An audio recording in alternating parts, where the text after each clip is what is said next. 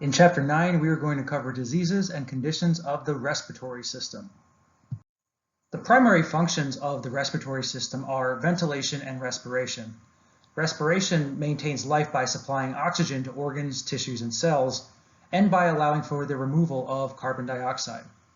This process is made possible by ventilation and healthy lung tissue that is adequately perfused with blood. Breathing is controlled by the central nervous system. It's also controlled by nerve stimulation, which begins in the medulla oblongata and the pons. So the medulla oblongata is actually known as the respiratory system of the brain, and it has direct and intricate connections with the pons that helps with some feed-forward and feedback signaling. The pulmonary circulation is composed of pulmonary arteries, which carry deoxygenated venous blood from the heart to the lungs. It's also made of pulmonary capillaries, in which gas exchange occurs, and the pulmonary veins, which are responsible for returning freshly oxygenated blood to the heart for systemic circulation. The lung tissue itself is supplied with oxygen and nutrients by the blood supply that is carried to it by the bronchial arteries. The lungs, along with the kidneys, have a major role in metabolic function. They help to maintain that acid pH balance, that homeostatic balance necessary to maintain acidity and alkalinity levels in our body. In the lungs, oxygen inhaled from the air is exchanged with carbon dioxide from our blood, and this process is known as external respiration. Internal respiration refers to the exchange of gases between blood and tissue cells. Carbon dioxide then is exhaled as a waste product.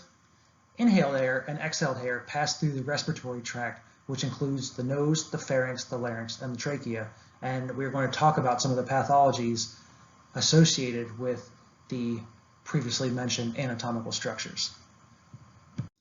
Now we're going to go over some general anatomy of the respiratory system. And right now I'm tracing over the trachea. And as the trachea enters the lungs, it bifurcates into two bronchi. So we have a right bronchus and we have a left bronchus. And then the bronchi, they terminate and they have smaller projections at the end of them called bronchioles. And then at the end of the bronchioles, there are sac-like cavities known as alveoli. And there's about 300 million alveoli in each lung. The vital exchange of carbon dioxide for oxygen takes place through capillaries that lie next to the walls of the alveolus. And we all know about our diaphragm. So the diaphragm is a muscle. The diaphragm needs to be exercised. So sitting on the couch and eating potato chips and doing nothing all day, that actually contributes to atrophy of the diaphragm. So the diaphragm is a muscle. It does need to be used, and we can actually improve the strength of our diaphragm by exercising. So it's the muscular dome-shaped partition, and it attaches to the lower ribs and is responsible for separating the thoracic cavity from the abdominal cavity. And let's talk about what the diaphragm does during inspiration versus expiration. So on inspiration, what actually happens is the diaphragm is contracting and it is pulling downward. So we see this downward arrow right here. So it contracts, it pulls down, and it causes air to be sucked into the lungs. Now let me draw your attention to this side of the slide, and we're going to talk about expiration. So we're exhaling. So when we exhale, what actually happens is the diaphragm relaxes, and you can see this nice dome-like shape here. So when it relaxes, it actually pushes upward, and it forces air out of the lungs. Expansion of the chest cavity and the diaphragmatic contraction are active, energy-requiring processes. So you know from anatomy, these processes require ATP. Exhalation occurs as the stretched chest cavity springs back to its resting state along with the relaxation of the diaphragm, and this is known as a passive process. So now we're going to move into talking about the different pleura, so the differences between the visceral and the parietal pleura.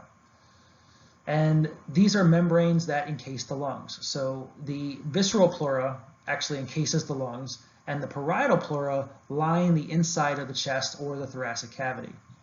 And there's a space between the two of them known as the pleural cavity. And depending on the size of the person's body, there's about 10 to 20 milliliters of pleural fluid that is contained in the space between the pleura, which is responsible for preventing friction and allowing the pleura to slide easily on each other. And between the lungs, we have the mediastinum, where the heart, the great vessels, the trachea, the esophagus, and the lymph nodes are located. And we're going to talk about some of the common complications of the respiratory system. So we're going to talk about chest pain, we're going to talk about dyspnea or difficulty breathing, shortness of breath. We're going to talk about the different types of cough, what it means to have a productive versus a non-productive cough, hemoptysis, that is spitting up of blood, dysphonia or hoarseness of the voice. We're going to talk about some conditions where patients experience chills. We're going to talk about pyrogenic events such as fever, and also wheezing and general fatigue. Now we're going to talk about the common cold. This is something that we've all come into contact with at some point in our lives. This is also known commonly as an upper respiratory infection, or a URI. And it's an acute inflammatory process that affects the mucous membranes that line the upper respiratory tract. And believe it or not, the common cold is not caused by the weather changing. Although people tend to get the common cold more in the winter months, it has nothing to do with the cold, because it actually is due to a viral infection, and there are over 200 different types of viruses that can cause the common cold. And we're going to talk about all the itises caused by viral infections that may contribute to the common cold. So anytime we have itis as a suffix, that means inflammation. So pharyngitis, inflammation of the pharynx; laryngitis, inflammation of the larynx; tracheitis, inflammation of the trachea; and bronchitis, inflammation of the bronchi. With a common cold or an upper respiratory tract infection, this is also commonly known as a head cold. So you're going to experience everything listed in bullet point number 3. You have nasal congestion, you may have mucus discharge, you may have a lot of sneezing episodes, your eyes may water, you may experience a sore throat, or you may even lose your voice, and the nemesis cough. You're going to be coughing. Sometimes you have a dry cough where you're not producing anything. Sometimes you have a wet or a productive cough where sputum is actually coming up. The good thing is our body is an amazing immune defense system, and usually we can fight off the common cold in about 5 to 7 days without really any treatment. There's really nothing to do for viral infections as far as medication goes, so it's just really important to keep yourself hydrated, rest as much as possible, and eat a very light diet. The treatments for the common cold, they treat the symptoms. So the antihistamines are going to treat any of the allergic reactions. They can also be used to treat the nasal congestion, the discharge, the sneezing, those things. The decongestants can be used to help us if we are congested. The expectorants can help us to get any of the mucus out of our lungs and out of the respiratory tract. And the cough suppressants are used to help suppress the cough. Sinusitis is acute or chronic inflammation of the mucous membranes of the paranasal sinuses. And in this picture right here, you see all the different sinuses. So anytime any of these get inflamed, whether it be the frontal, the ethmoid, or the maxillary sinus, this can cause a lot of pressure and fluid buildup, which can lead to headache, pain, and tenderness. Sinusitis can be caused by many different pathogens, including viral, bacterial, or fungal pathogens. And again, the main treatment is to alleviate the symptoms. So the patients can use a saline nasal spray. If the doctor determines that the infection is severe, they may provide or prescribe some type of corticosteroid nasal spray. You may be given antibiotics if the pathogen is a bacterial pathogen, antihistamines to treat any of the allergic responses, so the sneezing or the inflammatory events that are happening, and decongestants to help with the pressure. Pharyngitis is commonly known as a sore throat. It's the acute or chronic inflammation or infection of the pharynx. So pharyngitis may involve inflammation of the tonsils, the uvula, as well as the palate. And the patients may complain of a sore throat with dryness. Their throat may be experiencing a burning sensation, or they may have a sensation of a lump in the throat. So when they swallow, they may feel this protruding lump in their throat. And the clinical manifestations, they vary with the type of pharyngitis. So the patients may have a wide array of symptoms ranging from chills to fever to dysphonia, dysphagia, and cervical lymphadenopathy, which is swelling of the lymph nodes around the cervical region. On exam, the throat and the mucosa of the pharynx is found to be red and swollen with or without tonsillar exudate, depending on the cause of the pathology, depending on what the causative organism is. So again, this can be a viral pathogen, this could be a bacterial pathogen, or pharyngitis could actually be caused by chronic inflammation.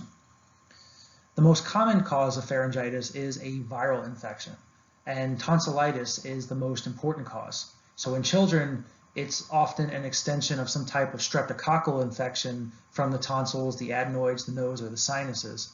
And what could happen is a persistent infection or chronic pharyngitis can result when that infection spreads to the pharynx and just remains there. So when the doctor goes to examine the patient, the doctor is usually going to see a red, swollen mucous membrane in the areas which I mentioned previously. Along with the patient history, this is usually sufficient for determining the diagnosis of acute pharyngitis. And again, depending on the pathogen, that's how the doctor is going to regulate and prescribe treatment. At home, you may just use some lozenges, may use some different mouthwashes, and saltwater gargles in order to just kind of alleviate the symptomatology from the viral infection.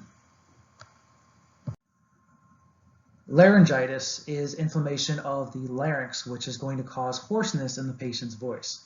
So this is going to involve the vocal cords. And because the opening of the larynx is very narrow, inflammation of the larynx can sometimes interfere with breathing. So the symptoms vary with the severity of the inflammation, but again, the main symptom of laryngitis is going to be hoarseness. The patient may also have a fever, may have general fatigue, a painful throat, difficulty swallowing, or other symptoms that we talked about with the common cold. Laryngitis that's associated with a recent trauma requires immediate medical attention. So if the patient has a sensation of swelling in the throat, difficulty breathing, and laryngitis, that indicates a medical emergency. That patient needs to see a doctor immediately. And again, just like the other pathologies that we talked about, laryngitis can be a result of a viral or a bacterial infection, and it can be classified as an acute or chronic condition. Usually the doctor is going to do a laryngoscopic exam, and that will result in the doctor being able to visualize either mildly or highly inflamed mucosa, and the vocal cord movement of the patient may be limited as well. So again, if it's a viral infection, we're just simply going to be doing some palliative measures. So you don't want to be using your voice too much, definitely no screaming or singing or any loud talking. But bed rest in a well humidified room, don't consume any tobacco or alcohol, definitely. The good thing about laryngitis is it usually resolves itself in about 1 week's time. The next condition we're going to talk about is known as a deviated septum, and this is actually a crooked nasal septum, the cartilage partition between the nostrils. So a deviated septum can cause narrowing and obstruction of the airway passage, which may make it difficult for some patients to breathe.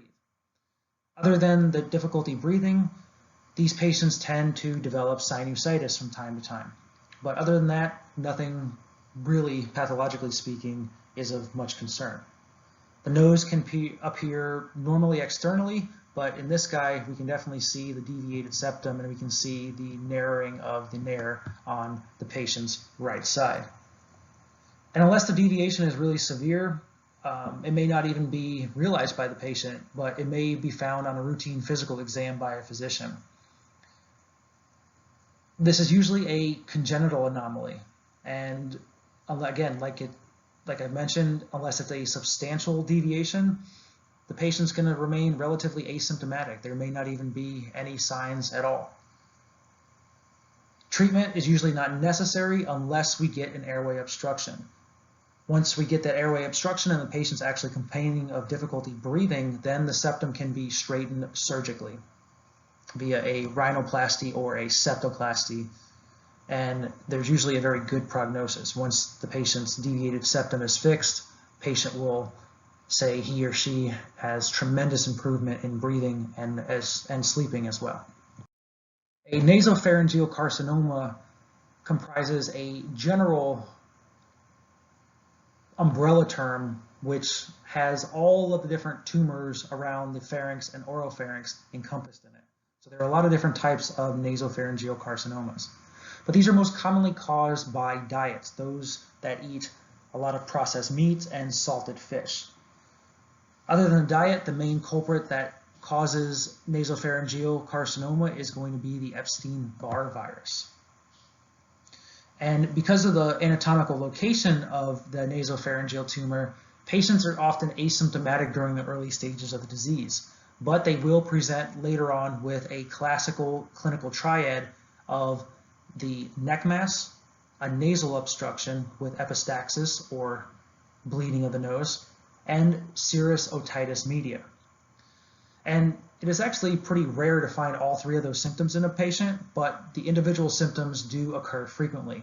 And other symptoms may include headache, hearing loss, tinnitus or ringing in the ears, pain, and impaired function of the cranial nerves.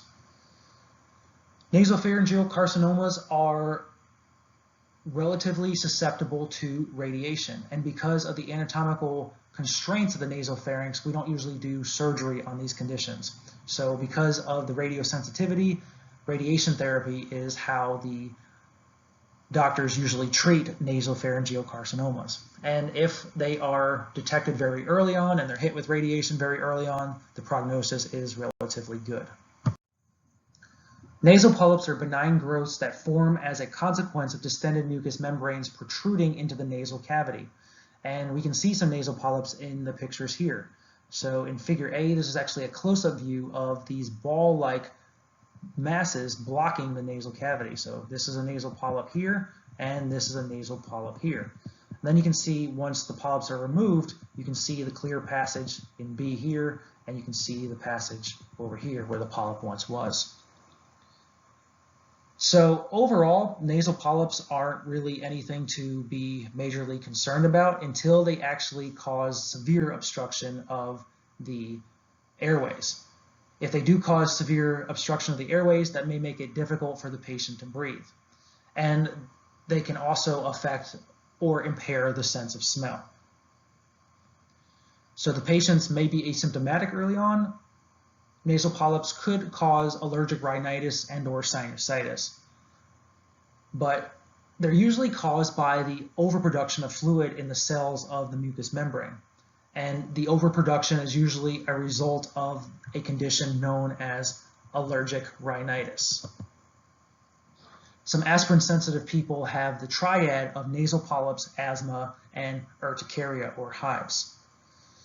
These can be removed surgically, and patients with nasal polyps tend to have a very good prognosis, but the polyps do tend to recur from time to time. Epistaxis is a medical term for a nosebleed. This is hemorrhage from the nose. Usually comes from one nostril, and we don't really know why this occurs. But if the hemorrhage is persistent for more than 10 minutes, even after a constant pressure is being applied, this can be considered to be a medical emergency. So if your nose is bleeding after you've been putting pressure on it for more than 10 minutes, seek immediate medical attention. Common causes are colds, infections such as rhinitis, sinusitis, nasopharyngitis, and these conditions can cause crusting that damages the mucous membranes lining the nose or can lead to rupture of the tiny vessels in the anterior septum of the nose. Laryngeal cancer is an umbrella term for the different types of growths or tumors on the larynx. So some types of laryngeal cancer can be considered benign and others can be considered malignant. Benign means that it does not have the potential to metastasize or travel to other areas of the body. Malignant has the capability to metastasize. So with laryngeal cancer, sometimes polyps can form on the vocal cords, and that can cause different things to happen with our voice. So we can get dysphonia, we may have difficulty swallowing or dysphagia, we may have stridor or hoarseness. So the benign types are considered to be either papillomas or polyps. And the malignant types, we're not going to go into all the different malignant classifications of laryngeal cancer, but the thing I want you to know about the malignant types of laryngeal cancer is that they're usually due to heavy tobacco use. And again, the prognosis is going to depend on the type of tumor and the stage and the grade of that tumor and the time which that tumor was found. With all tumors, it's better to have found them very early on in their course rather than later in their course. So if you discover them early, the patient tends to have a good prognosis with medical treatment compared to a poorer prognosis if the tumor is larger, has a more advanced stage and grade, and has metastasized already. Hemoptysis is the coughing or spitting up blood from the respiratory tract. And hemoptysis can be massive, which could really indicate that there's something seriously going on in the body. The patient can spit up either bright or darkly stained sputum or even clots from the pulmonary or the bronchial circulation. Profuse bleeding is present in severe lung infections, and this could also be a sign of some type of respiratory malignancy or erosion of a pulmonary vessel. So again, there are many potential etiologic causes, but it's really important for the physician to be able to diagnose and determine the source of bleeding. This is usually accomplished by a visual exam of the mouth and the nasopharynx. The physician will also visualize the larynx, the trachea, and the bronchi with an endoscopic evaluation. And the patient may even be needed to get some x-rays, so there may be radiographic studies that the physician will warrant. Another test that the physician sometimes run is known as a pulmonary angiography, which is going to be useful for the diagnosis and therapeutic embolization. Atelectasis is an airless or collapsed state of the pulmonary tissue, and this occurs after incomplete expansion of lobules or segments of the lung with either partial or complete collapse of the lung. And the condition usually results in hypoxia, which may cause the patient to experience dyspnea or difficulty breathing. When only a small segment of the lung tissue is involved, dyspnea may be the only clinical symptom. But when there's a large area of the pulmonary tissue involved, the area that's available for gas exchange is going to be significantly decreased, and the difficulty breathing may become more severe and may be noticeable in the patient. So there may be also substernal retraction and cyanosis seen on physical exam. The physician may also notice that there are diminished breath sounds over the affected area. And these chest x-rays, they may indicate what's known as a mediastinal shift. So you're going to see this shift of the mediastinum going towards the lung that is collapsed. So on this patient, the mediastinum is shifting towards the patient's left. So this is a left-sided atelectasis. If the patient is experiencing dyspnea, this may prompt immediate medical attention. Severe dyspnea, with or without a previous history of atelectasis, is a medical emergency. So it's really important for the patient to seek medical attention right away. All right, so before we talk about a pulmonary embolism, it's important to know the differences between a thrombus or thrombi and an embolus or emboli. So I always remember emboli, that's plural for embolus. If you rearrange the letters in emboli, you can spell mobile. So emboli have the potential to move. Thrombus are located in one particular area. When a thrombus becomes dislodged, it then becomes an embolus. So what we're going to talk about here is a pulmonary embolism. So what happens here is this is usually due to a deep vein thrombosis, usually common in the lower extremities, that breaks off, becomes mobile, embolizes, and it actually gets trapped in the lungs or one of the airways. So a pulmonary embolism is characterized when a blood clot or other material lodges in and occludes an artery in the pulmonary circulation. And the patient may have a sudden onset of difficulty breathing. They may have a sudden onset of an elevated heart rate. They may experience chest pain. They're going to say that, very similar to what patients with a heart attack say, they may feel that there's an elephant sitting on their chest, and they may even be spitting up blood. And in this picture down here, you can see the pulmonary embolus that is obstructing the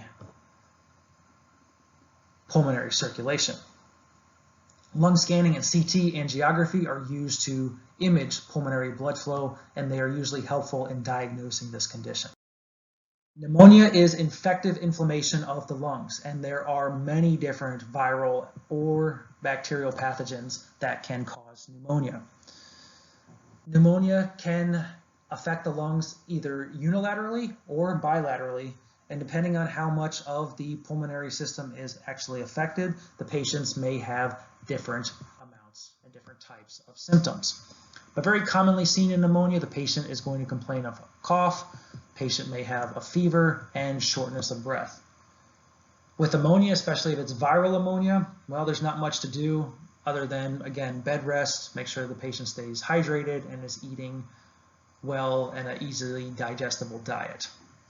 So again, it's very important to treat the underlying cause. If it is a bacterial pathogen, usually the physician is going to prescribe some course of broad-spectrum antibiotics to try to kill off the bacterial agents causing the pneumonia.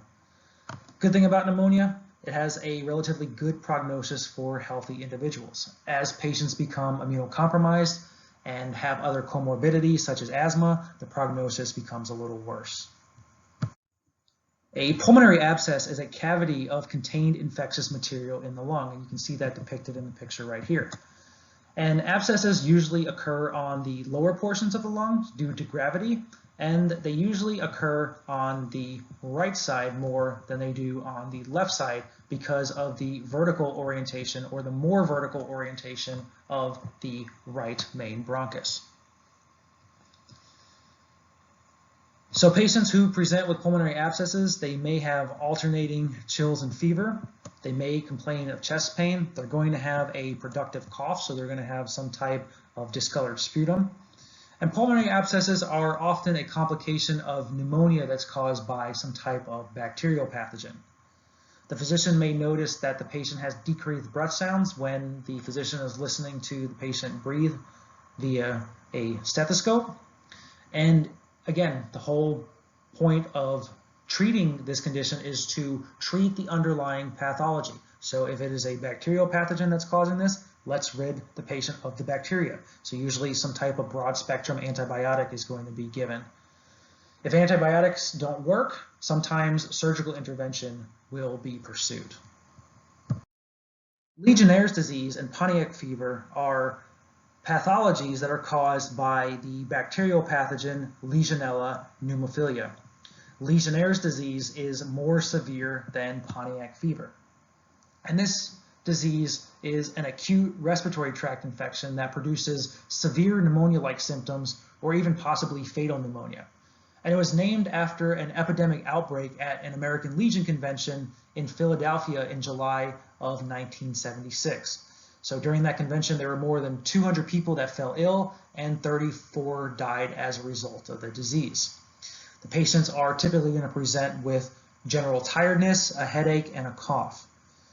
And these symptoms are going to be followed rapidly by the onset of chills, fever, chest pain, dyspnea, myalgia, vomiting, diarrhea, and anorexia.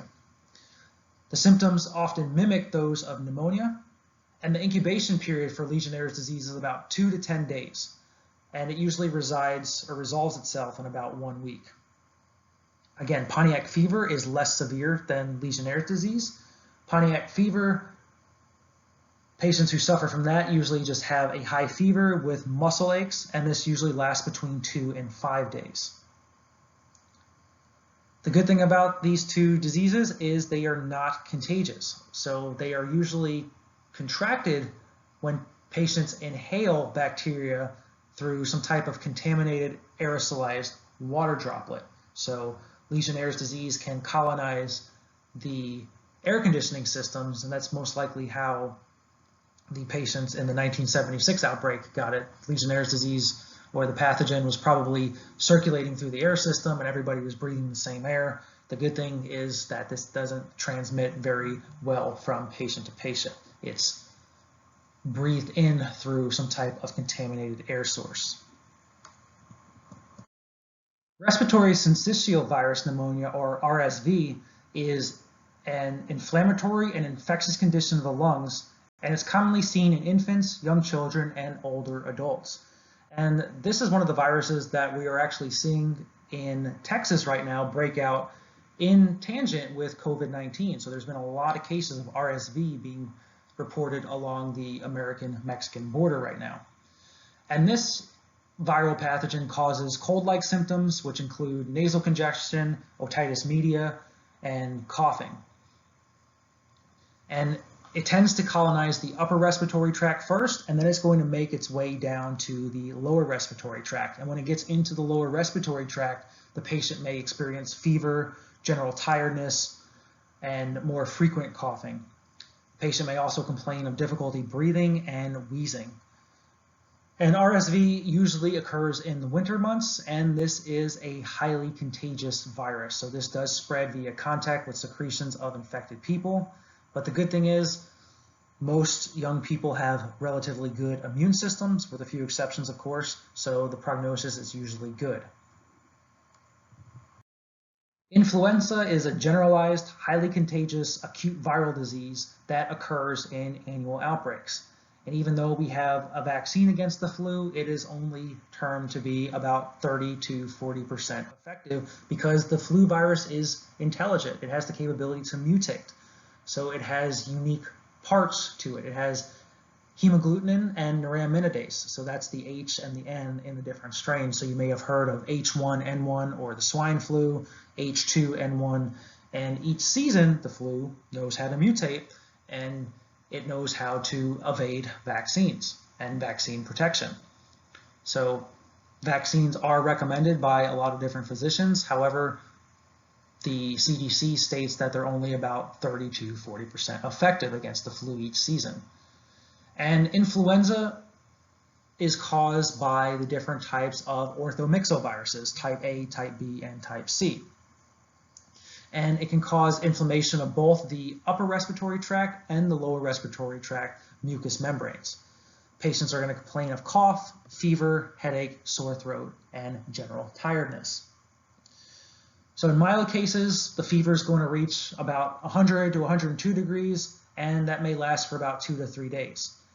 If the fever reaches 104 or higher, then you need to seek medical attention immediately, because fever higher than 104 can start to cause brain damage. The good thing is most of us come into contact with the flu every year. Most of us remain asymptomatic. If we do catch the flu, the symptoms usually resolve in less than a week. And because this is a viral pathogen, again, there's not much medically that we can do for it other than bed rest, make sure that you are staying hydrated, and eating a relatively easy, digestible diet. You can use antipyretics for helping to keep the fever down. You can use analgesic drugs for general inflammation and pain. Really important that aspirin should not be used in children because this could cause a condition known as Rey syndrome, which could be very bad. So do not give aspirin to children to fight influenza. COPD, or chronic obstructive pulmonary disease, is an umbrella term for several different types of pathologies that result in slow and irreversible progressive airway obstruction. So COPD includes chronic bronchitis, bronchiectasis, asthma, emphysema, as well as cystic fibrosis and pneumoconiosis. And what happens with the COPD disorders is that although the mechanism of obstruction can vary, the consequence is the same. The patient with COPD is unable to ventilate the lungs freely, which results in ineffective exchange of the respiratory gases. And this causes the patient's normal respiratory response to elevated carbon dioxide levels to become diminished. So in the first COPD subclassification that we're going to talk about bronchitis. And in acute bronchitis, what happens is the patients are going to complain of a deep, persistent, and productive cough. The patient has thick yellow to gray sputum, and you can kind of see that in the picture here. So the airways are going to be inflamed and they're going to be filled with a lot of mucus. So compare that one to how the healthy airways should look. Other symptoms include shortness of breath, wheezing. Patient may present with a fever, pain in the upper chest that is usually aggravated by a cough. The acute symptoms usually go away within a week, but the cough usually proceeds for about 2 to 3 weeks. And chronic bronchitis is similar to acute bronchitis, except that the inflammation persists and becomes worse for at least 3 months of the year for 2 consecutive years. And again, we can either have a viral or a bacterial pathogen resulting in this condition. Bronchitis is one that's going to be diagnosed through differential diagnosis. So the physician may take X-rays, and you saw in the previous slide with pneumonia, you can see all of the opacities with pneumonia where they shouldn't be. With bronchitis, there's going to be no clinical or radiologic evidence of pneumonia, so there's not going to be any opaque areas that shouldn't be present. Bronchiectasis is the permanent, irreversible dilation or distortion of one or more of the bronchi, resulting from destruction of muscular and elastic portions of the bronchial wall. And you can see that in the picture here. You can see all of the large holes in the lung here. We should not have these large holes in our lungs. Bronchiectasis is usually bilateral, and it usually involves the lower lobes of the lung. Patients may present with chronic productive cough with foul-smelling sputum. So initially, when the symptoms are very vague, determining the diagnosis of bronchiectasis may be very difficult for the physician. So the physician is going to do a very comprehensive exam, going to do some differential diagnosis, may order a chest x-ray, even a CT, may do a bronchoscopy, sputum culture, all those things. So usually for treatment with bronchiectasis, the physician is going to prescribe some type of broad spectrum antibiotic if it is a bacterial pathogen that's causing this.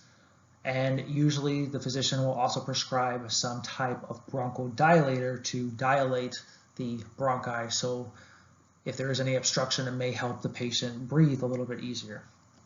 And postural drainage is a technique that physical therapists and other occupational therapists and helpers and people within the healthcare field can perform that may alleviate some of the symptomatology associated with bronchiectasis. Asthma can either be congenital or it can be acquired. And if it is acquired, it's most likely caused from chronic smoking tobacco products. Not good to do. Adult onset asthma, that's going to be the one that's caused predominantly by smoking. That usually manifests for the first time in middle-aged or older individuals. And the patient may complain of wheezing, productive cough, and difficulty breathing. And the patients may have asthmatic attacks where the airway narrowing can be very severe and it can actually result in airway closure. That airway closure could cause the patient to feel like he or she can't breathe, which could result in severe anxiety. And this condition is known as status asthmaticus, and this requires emergency hospitalization for treatment. And there are a lot of different types of intrinsic or extrinsic triggers that could cause asthmatic events to happen. And again, I said previously that this could be congenital, so there could be a genetic component that's contributing to the patient's state of asthma, or there could be environmental hazards such as chronic exposure to cigarette smoke or occupational disease. So both quick relief medications and long-term medications are given to treat and prevent future asthma attacks. So usually the patient's going to be prescribed some type of anti-inflammatory drug and some type of bronchodilator like albuterol or salmeterol. Pulmonary emphysema is another subclassification of COPD, and this is a chronic condition that results in destructive changes in the alveolar walls which results in irreversible enlargement of the alveolar air spaces. So because the alveolar septa are being destroyed, this interferes with both the breathing process as well as gas exchange in the lungs. As our alveoli become enlarged, there may be excessive damage that results to the adjacent capillary walls. And because of this damage to the capillary walls, there is a decreased area for gas exchange, and the trapped air inside the patient will cause the patient to experience dyspnea or difficulty breathing. The onset of symptoms is insidious, with gradually increasing difficulty breathing, dyspnea, tachypnea, and wheezing. Some patients may actually present with just a generalized cough, as emphysema is in its very early stages. Patient may present with a dry cough or a productive cough, and the physician needs to weed out or differentially diagnose emphysema and get rid of the other COPDs such as bronchitis or asthma. And the patient may experience cyanosis around the lips. That's what you see in this patient here. And we also get this phenomenon known as a barrel chest. So the patient may breathe through pursed lips, and the patient gets the barrel chest because there's so much air that's continuously trapped in the lungs. The patient is going to have difficulty clearing the air. So you may see the person hunched over in a tripod posture and breathing through pursed lips. That usually helps the patient to exhale air a little bit better. And pulmonary emphysema can be caused by several things. Most commonly, it's caused by chronic cigarette use. And that is the acquired form. There's also a congenital form known as alpha-1 antitrypsin disease.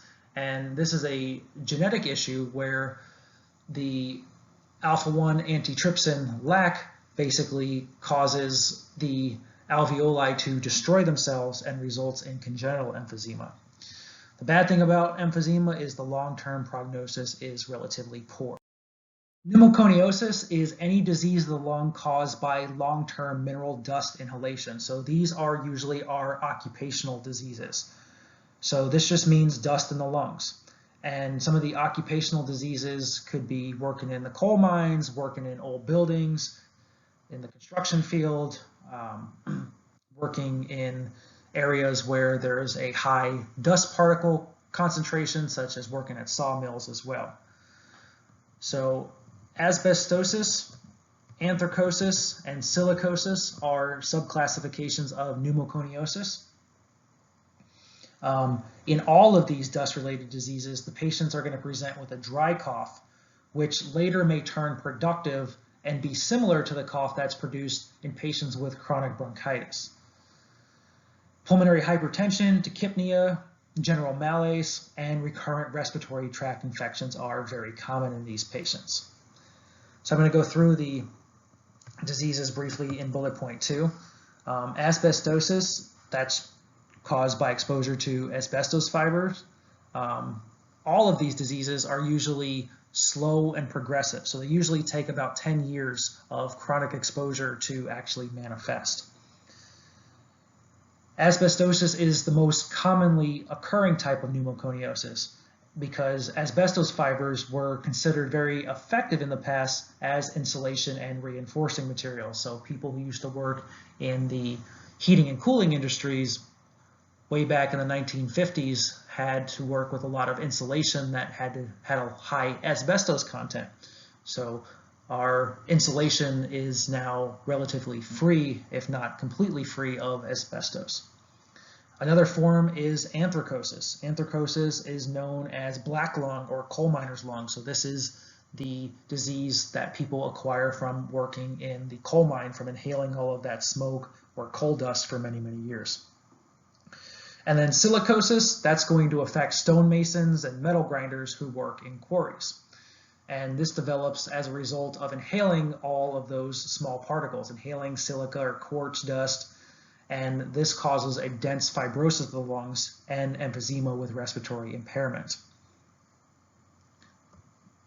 And the picture here shows the coal miner's lungs. So you can see pneumoconiosis, all of this black area. Our lungs should be relatively pink and not this discolored black color. Pleuritis or pleurisy is inflammation of the membranes surrounding the lungs and lining of the pleural cavity. So we have protective mechanisms and protective barriers in our lungs. We have our parietal pleura that's on the outside, and we have our visceral pleura that is adjacent to the lungs, actually in contact with the lungs, and then in between all of this green area that I'm coloring in now, that is the pleural cavity filled with pleural fluid. So patients who suffer from pleuritis or inflammation of these membranes usually report unilateral, sharp, needle-like pain that gets worse when they breathe and gets worse when they cough. So they may experience a general cough, they may have fever and chills, and you may notice that the patients are breathing very shallow and rapid breaths. And they may even guard those breaths. They may breathe restricted. The pain may radiate to the shoulder or even to the abdomen. So this can be sometimes confused as a heart attack if it's radiating to the shoulder. The diagnosis is made from the symptoms, the history, and the physical examination, and the treatment is aimed at addressing the underlying cause. So again, if this is a bacteria that's causing this, the physician's going to prescribe some type of antibiotic therapy and analgesics to control the pain. Recovery is usually complete. In some occasions, the patients may experience permanent adhesions, which may restrict lung expansion, but overall, relatively good prognosis with pleuritis. A pneumothorax is a collection of air or gas in the pleural cavity that results in a collapsed or partially collapsed lung.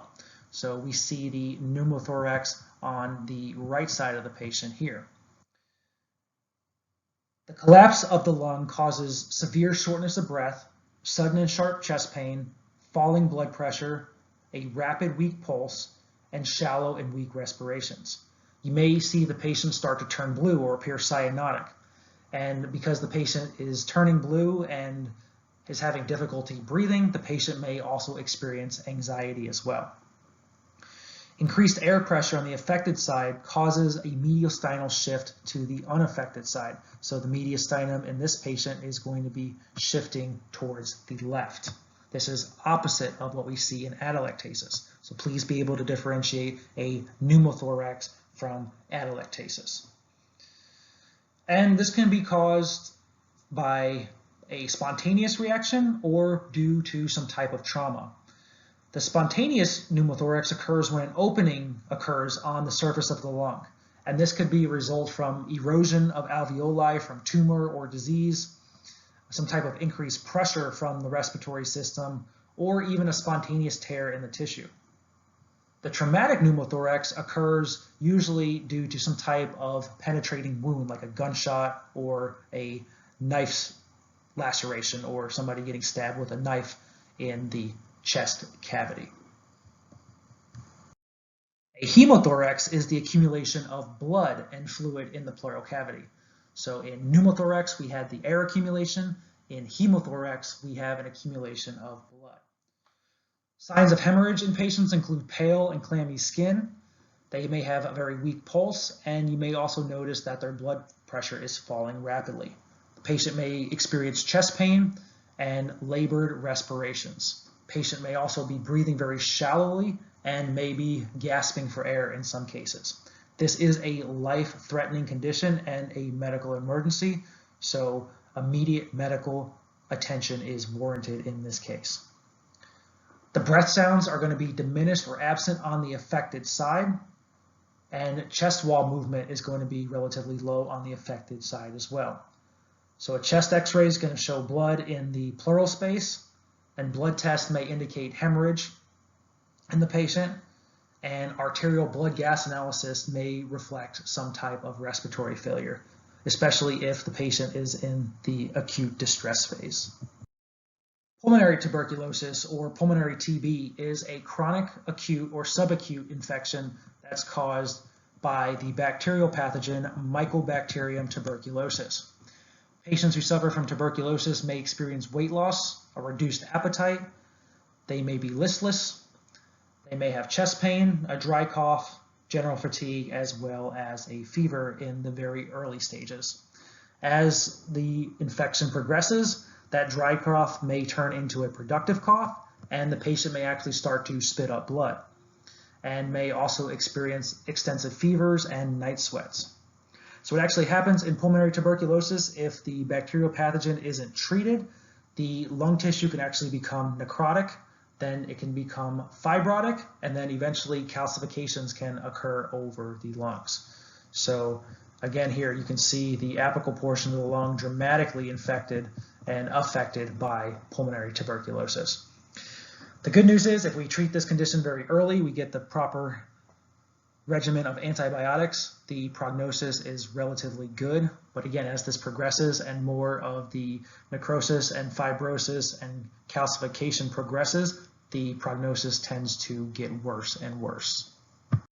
Infectious mononucleosis is a type of herpes. It's caused by the Epstein-barr virus, and this is commonly known as the kissing disease. This is a highly infectious and transmissible disease.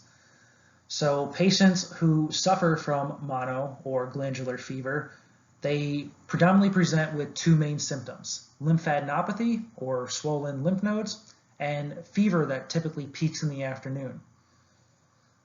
Initially, the symptoms are very vague and generalized. So the patient may just say they feel more tired than usual, but they may notice that they're starting to lose weight and they're getting chills at certain points of the day.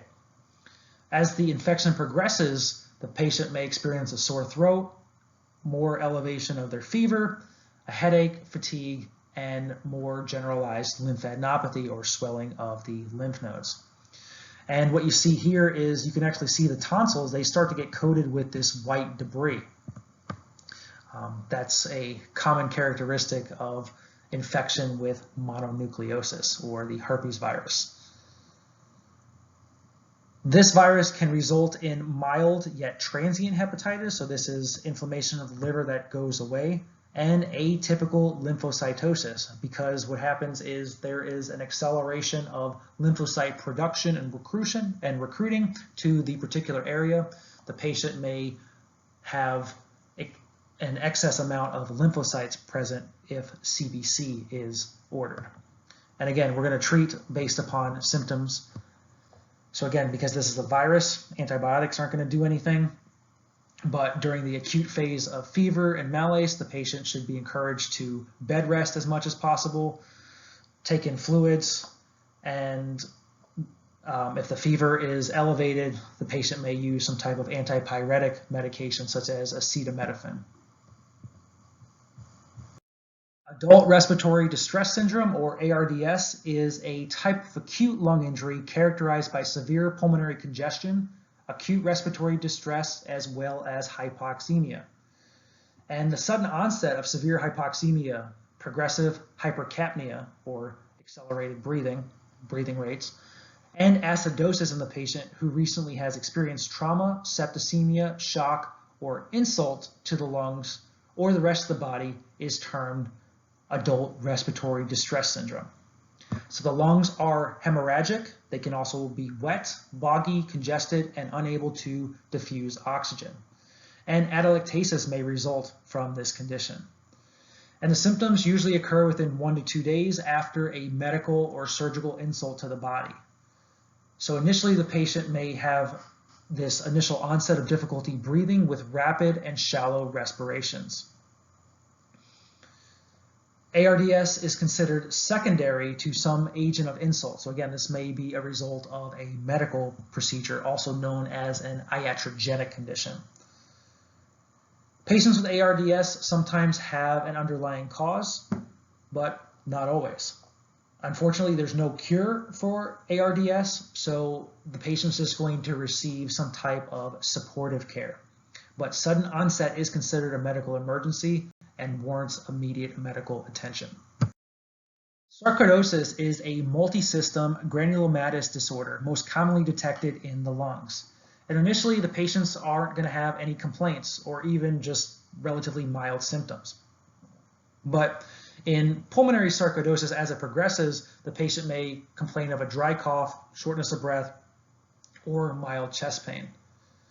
The patient may also say that they're generally tired all the time, they're having fevers on and off, they may experience weight loss, swollen ankles, as well as joint pain. We don't really know why sarcoidosis occurs, but it's thought to be some type of malfunction of the immune system or caused by some type of a viral pathogen. And there is some argument in the scientific community that some scientists suspect exposure to toxins in the environment or other insults can actually be a trigger that result in sarcoidosis. Although the disease is found throughout the world, in the United States, it commonly occurs in young adults between the ages of 20 and 40 years old, and is a little more common in the African American population. The good thing is, this is a relatively good prognostic disease to get. It usually self-resolves itself, serious disability is rare, and this is usually incidentally discovered on radiography or CT during a patient evaluation. Now, the final thing that we'll talk about in this lecture is lung cancer, which is the most common cause of cancer-related deaths worldwide for both men and women. And again, this is an umbrella term. There are many subtypes of lung cancers. You can see down this third to last bullet point, lung cancer can be classified into non-small cell lung cancer as well as small cell lung cancer, and there are subclassifications within those characterizations. So again, the predominant cause of lung cancer is that repeated exposure to carcinogenic irritation, most likely caused by chronic cigarette exposure and cigarette use. And what that does is it leads to this chronic irritation of the bronchial epithelium, which leads to increased rates of cell division, increased rates of mitosis when the cells should be entering into the apoptotic pathway. This makes anti-apoptotic cells. You can see a tumor here. Picture B is a picture of mesothelioma on the pleural surface.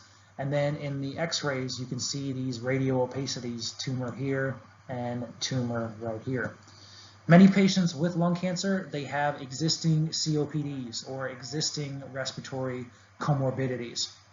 The patients may present with dyspnea, hemoptysis, chest pain, and weight loss. And what makes lung cancer so dangerous is that it is highly metastatic, and the brain is one of the common places that the cancer metastasizes to.